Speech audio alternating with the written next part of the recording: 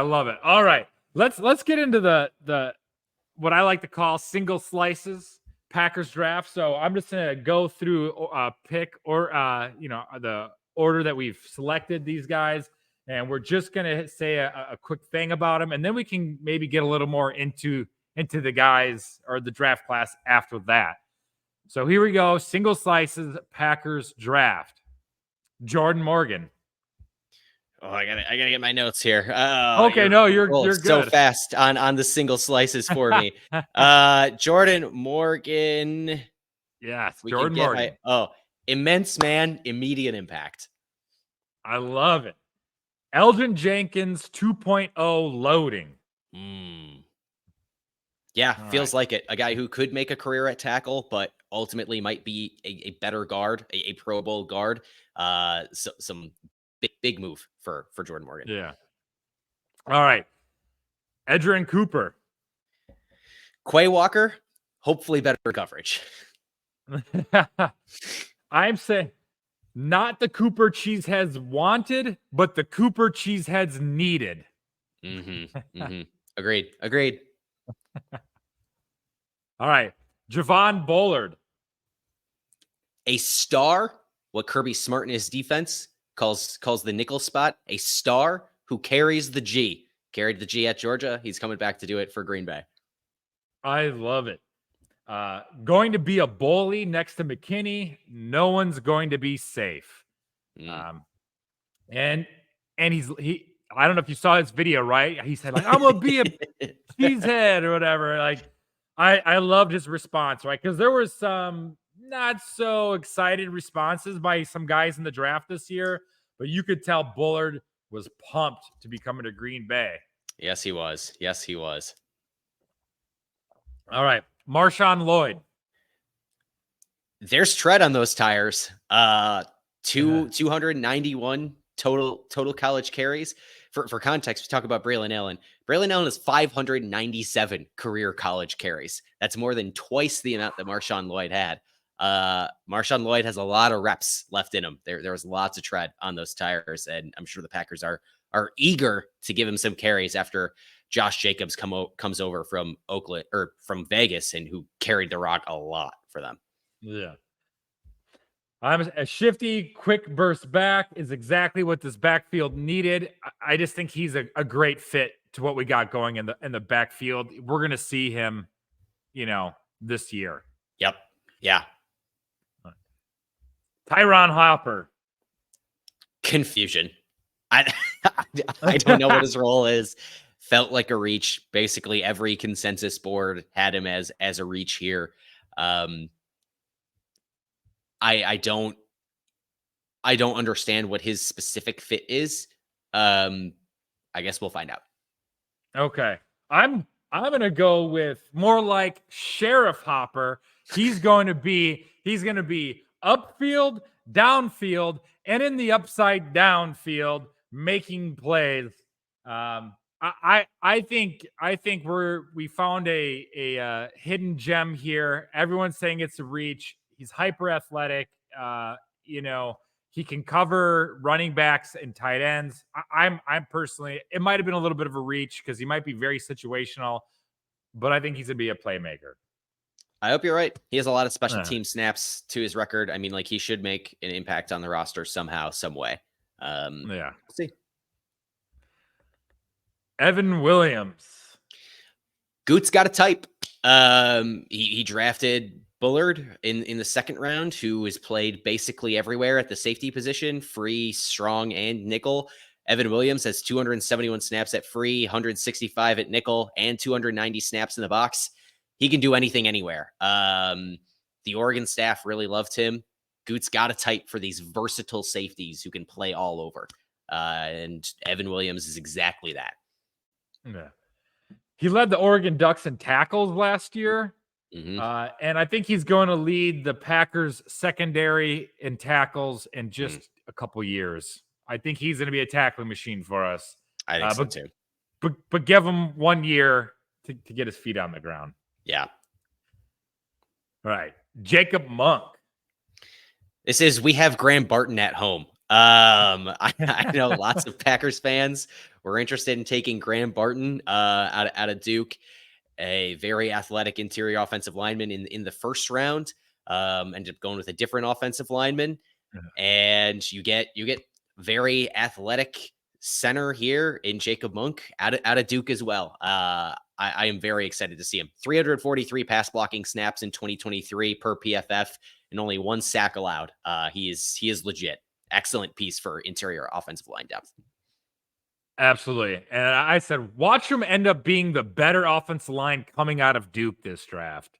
Like, could happen. I'm not Really saying it's going to happen, but it could. You know, it's a realistic outcome. Yeah. Katan Oladapo. Brian Gutekunst was told we need a safety, and he said, "Hold my cheese. I'm going to go get all of them." He's probably a nice depth piece, potentially a good shallow safety. Excited to see the Packers go all in on rebuilding the back of the defense. All right. It's safe to say we're safe at safety. Mm-hmm. All right. It's I know some people I think got lost in this draft when we took the third safety, but Bullard's going to end up, I think, in the nickel most of the time, a lot of the time. Yeah, so. I think he'll do that a lot. Or Keyshawn will play there, while Bullard will play more of the fields. You have Evan Williams, who is going to play more of a run stopping role. I think bigger guy who can play in the box more. I think all of these safeties do something a little bit different, although they are all pretty versatile. So I have no problem taking 3 different safeties here. Yeah, clearly Hafley showed up in Green Bay and was like, "I do not like the safeties. Go do this over. Get this, like, redo this." That seems like what had happened. All right, the next pick was out of Georgia State, Travis Glover. Goot loves his Senior Bowl, guys, and that's what this is. Another star at the Senior Bowl. Played 5 years in college. Left tackle, right tackle, left guard. Guy who shined at the Senior Bowl and the Hula Bowl. That's exactly where Goot got this. They really like their scouting teams down there in Mobile. He thinks they can do a lot. Packers offensive line now plays positionless basketball on their downtime.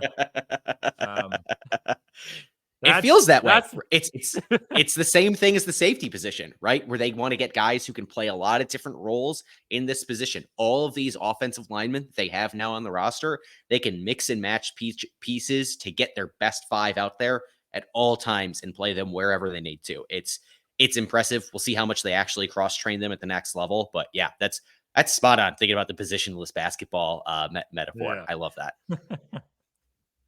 All right, this is a pick that I actually called. I texted my buddy Umar Desai, who I do a show with on Monday nights. I was like, "Bro, is that guy from Tulane still on the board? What's his name? Pratt? Yeah, draft Pratt." And sure enough, it was that was like in the 6th round. I texted him.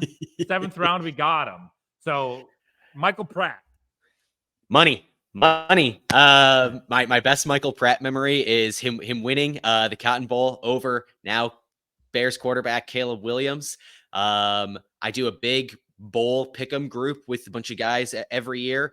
And that Cotton Bowl game had me on pins and needles. That win by Michael Pratt won me a lot of money that day. I will always be thankful for him. This feels like a 90s move by the Packers here. He will be developed in Green Bay and will be traded for a 4th round pick in 2 or 3 years. So this guy is draft capital, in my opinion. Yeah, I think that's good. I mean, yeah, there's a chance for real return on investment here. He has a better arm than Sean Clifford. I think he could be really successful at that QB2 spot. Should he stand up and take it? I think he's going to. And then our last pick out of Penn State, Kalen King. Dontavian Wicks 2.0. This is the potential steal of the draft right here. I'm sure plenty of smart fans on this show who know this by now. A year ago, he was a 1st round pick. He was 3 picks away from going undrafted this season. He was an All-American a year ago, had a rough year this year in coverage. But kind of like Dontavian Wicks last year, Dontavian Wicks fell in the draft in 2022. But if you look at his 2021 tape, it was really good. it's another one of these pieces for the Packers that have now kind of developed this track record of trying to find guys who were really successful a year prior and get them as steals later in the draft. This is a potential like otherworldly steal for Brian Gutekunst if Kalen King is what he was a year ago. Let's keep those fingers crossed because I think he's going to heal the Cheeseheads wounded by another K King at cornerback. Mm-hmm. So, yeah, like you said, he's going to be a steal. Wicks is a great comparison. I should know more maybe about Penn State's coaching staff. Was there like some changes like in the coaching staff on the defensive side? It wasn't so much the coaching staff as it was that the Penn State's number one corner graduated and went to the draft. And then King got slotted over as cornerback one in college and struggled a little bit more playing that role on the primary receiver. So there is some questions there, particularly in games against Ohio State and Michigan, against the NFL talent that he played. He did struggle as cornerback one this year. So maybe there's a question of, is he just a really good college corner, but not an NFL talent? There's potential there. But maybe you're able to lock him up. He could be a really good depth piece for your quarterback room. But I think that's probably the worst case scenario for him is that he is a solid depth piece. I think the best case scenario is that he ends up being something like your corner too. Yeah, I'll take that. I'll happily take that. But that's your single slices on the NFL or the Packers draft.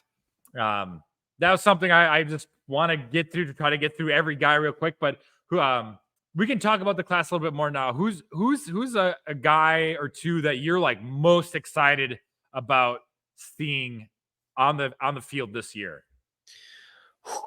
I think it's got to be Javon Bullard. Okay.